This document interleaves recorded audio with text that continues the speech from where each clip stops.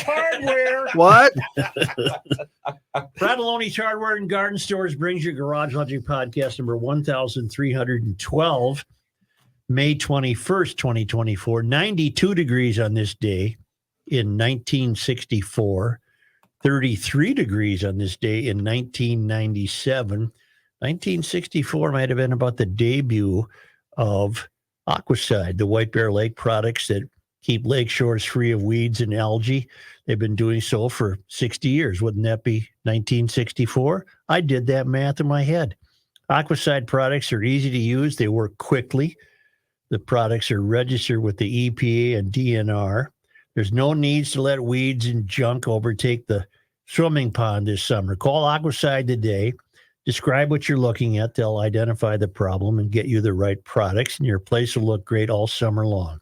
Call Aquacide at 1-800-328-9350 or go to aquacide.com. Fly King.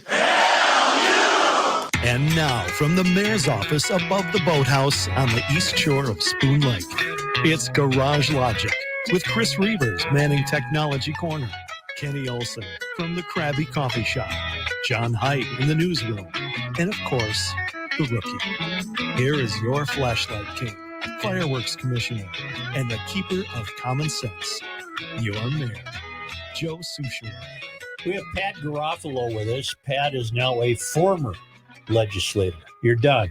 Well, I still get paid till the end of the year. Really? Sweet gig. Yeah. I'm Nice. not going to do anything, but I'm so no, we're out of session, so I don't expect I'll be voting at anything. How many years did you serve?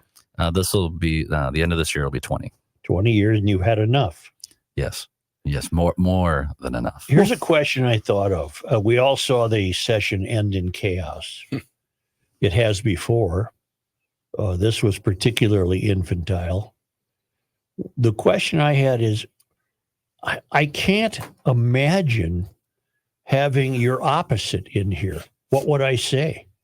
I'm being very serious. Sure. What would I say if I had Aaron Murphy in here or any Democratic House or Senate member? What possible conversation could we have? Because it's come to that. We're living in two different worlds. You hit the nail on the head. I guess if I was to play the role of a DFL, and first of all, thanks for having me on again. Yeah. Love being with you guys. If I was to play the role of a Democrat, here's what I would say. First of all, I would distract. I would say, well, look at all the things we did last year, the progressive checklist on climate change, tax increases, more spending. I would say that. Then I would say that the Republicans talked too much and they delayed things. Mm-hmm. And then I would say, look at this Donald Trump guy. That's what I would just distract and not. The root cause of this all goes back to April 22nd. And that's when Senator Mitchell got arrested and charged with burglary. Mm-hmm. And for about 2.5 weeks, the Senate they took off. They didn't do anything. And they were trying to figure out whether they were going to try to ram everything through with Senator Mitchell anyways, because it's 34-33 in the Senate. Mm-hmm. So it was a direct result of that they took off for 2 weeks. Yeah, when I say take off, I mean like they came in, they gabbled into session, they didn't do anything. Their agenda stopped moving forward. And they had a choice. They could either say, okay, we're going to work with moderate Republicans and we're going to compromise and have that end of session, or we're going to lean over to the DSA wing, the Democrat Socialists of America. They're not even Democrats, like they're part of the Democrat caucus, right? But we're going to lean into them and say, okay, we're going to go forward with Senator Mitchell's vote, but we need you guys, to be with us. And after, like I said, about 2.5 weeks, they decided to go the DSA route, that they would rather negotiate with the socialists than they did with moderate Republicans. Then fast forward to and it's human nature to procrastinate, right? It's not like only Democrats do that. Republicans have done it too. With 2 days left in session, one of the DSA members just basically went on strike, refused to go to the floor session, and they couldn't do anything all day Saturday. Mm-hmm. And so Who was that? It was Senator Vitae. Mm-hmm.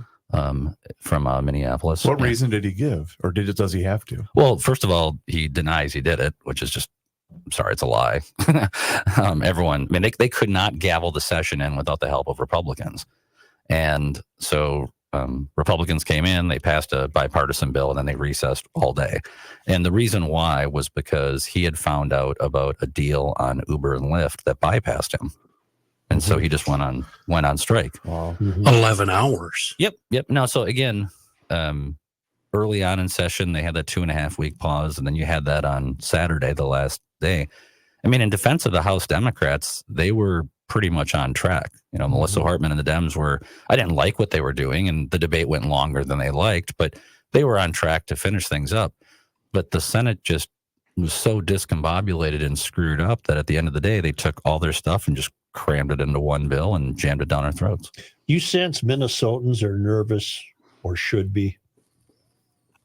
I'm nervous that we're just headed towards a terrible, terrible disaster financially.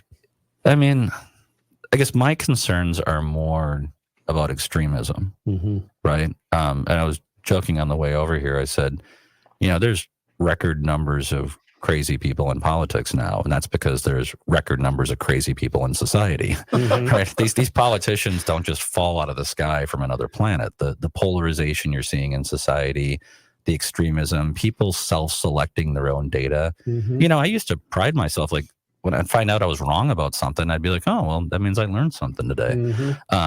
You don't see as much of that in society. I don't want to say everyone, it's just less prevalent.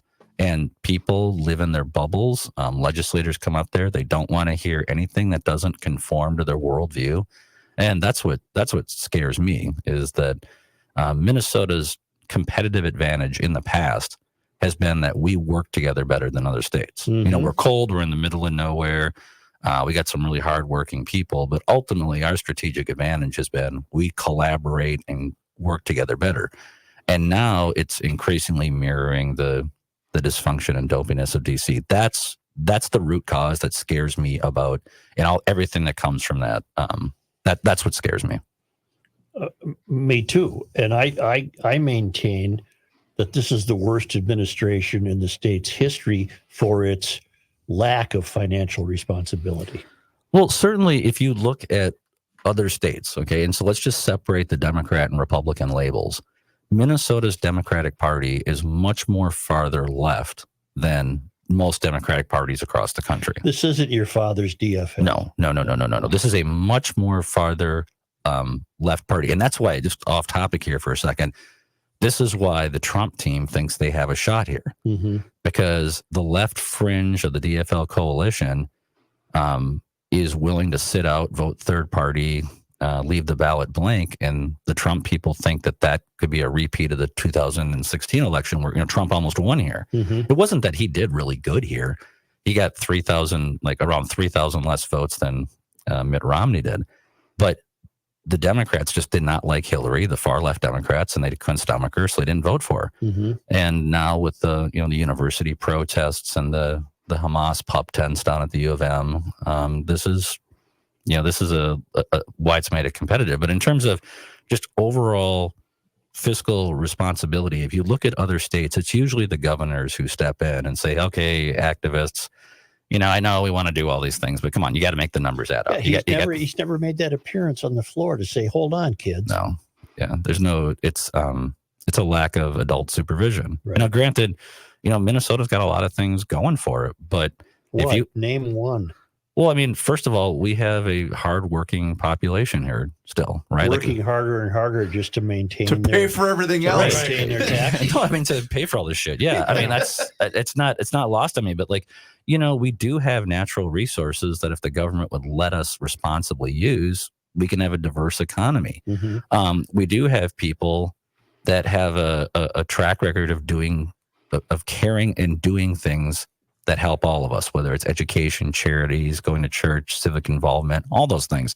So there's a lot of human capital assets that are here, but you can't, any person who examines the facts, demographics, money, movement, you cannot help but be concerned about the future of our state. We are in trouble. Now, I don't subscribe to this model that everything sucks all the time for everyone, but there are legitimate concerns, and the effects of these public policies are they take time to catch up. We're starting to see it. We're starting to see it in energy policy where mandate after mandate is driving prices through the roof. Mm-hmm. And now it's starting to hurt. Mm-hmm. And people are choosing to who are energy intensive. They're looking at that energy intensive industries are looking at Minnesota and being concerned.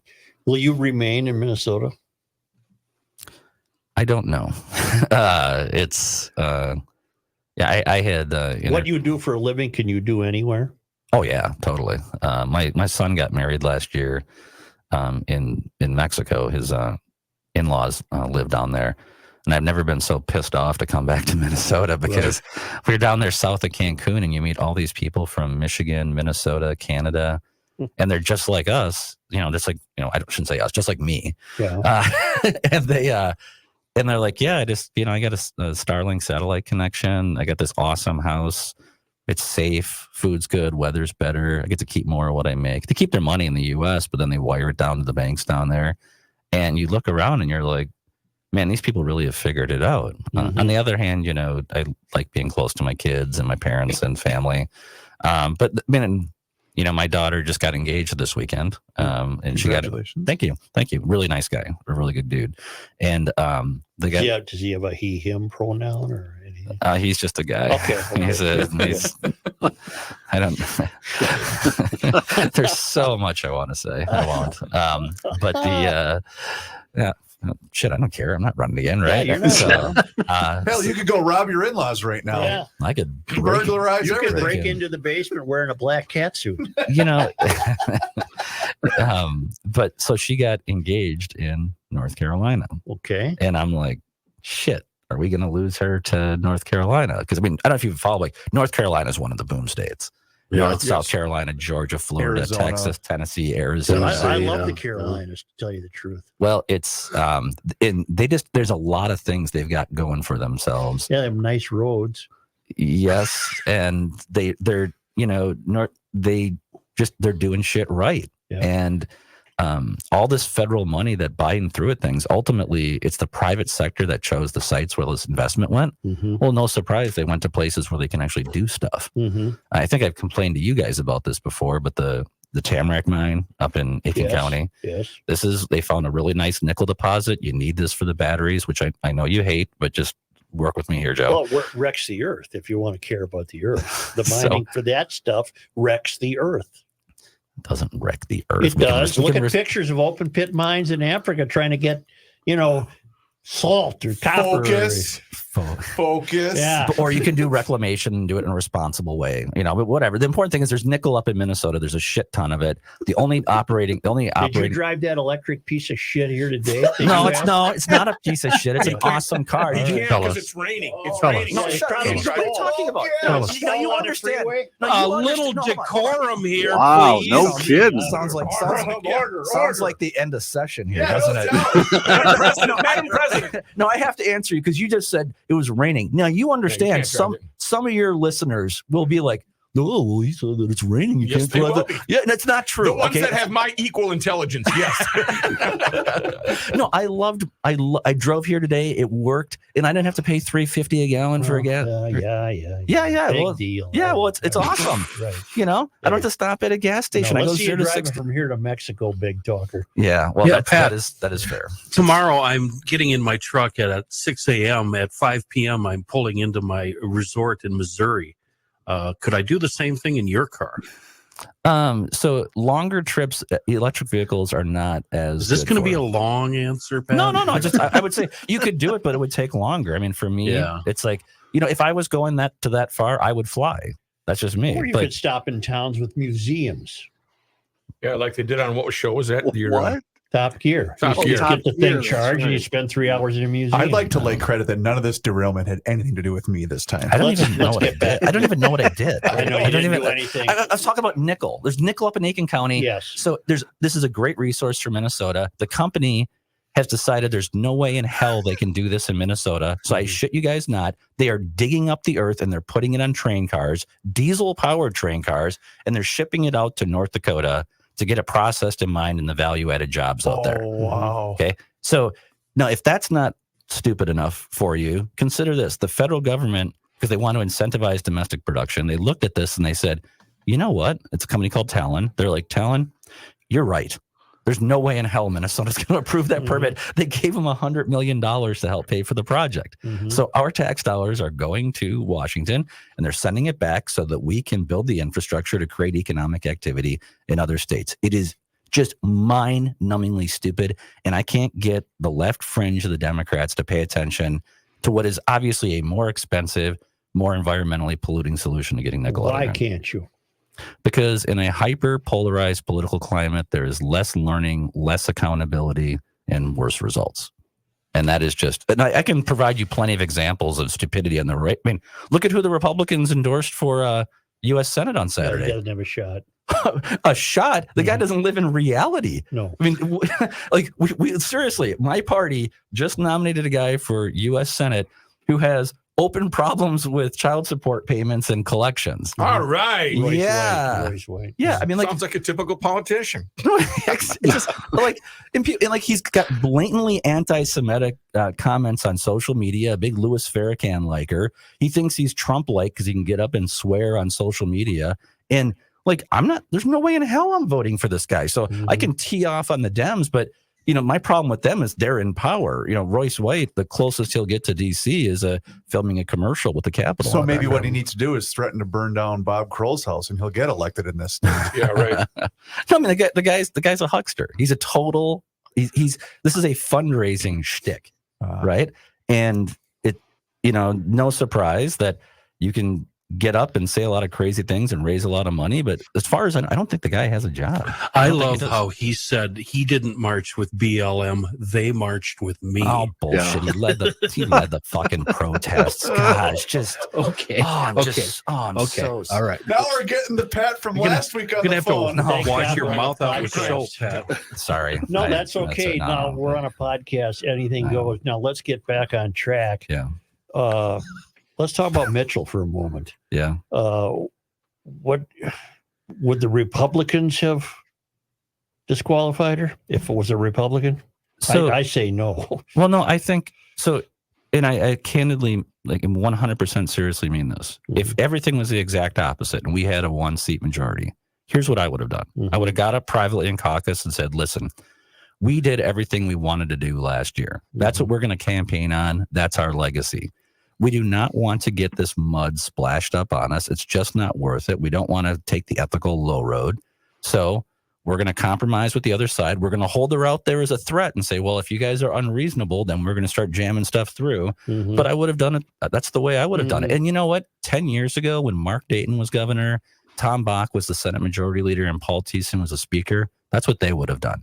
There's no way 10 years ago the Democrats would have just blown through the stop sign and just pretend it doesn't matter. Now that the session's over, of course, you're going to see a pivot from the Democrats. They want her to resign, and they want her to resign by June 10th. Because if she doesn't resign by then, whenever she leaves will be a special election. Right. And they don't want that. They want that seat on the ballot in a presidential year where it's not as much attention being paid to it. Otherwise, if it's a special election, I mean, you're talking about the most expensive election in Minnesota history, and their actions on this will be a direct referendum on that. They could lose the majority if she doesn't resign by June. They still might lose the majority even if she does resign before then. But I would like to think, and I would believe that that's how I would govern. But I have no doubt that the Democrats of 10 years ago, that's what they would have done. They would have said, no, we're not gonna get that mud on us. Can you stay with us? Yep.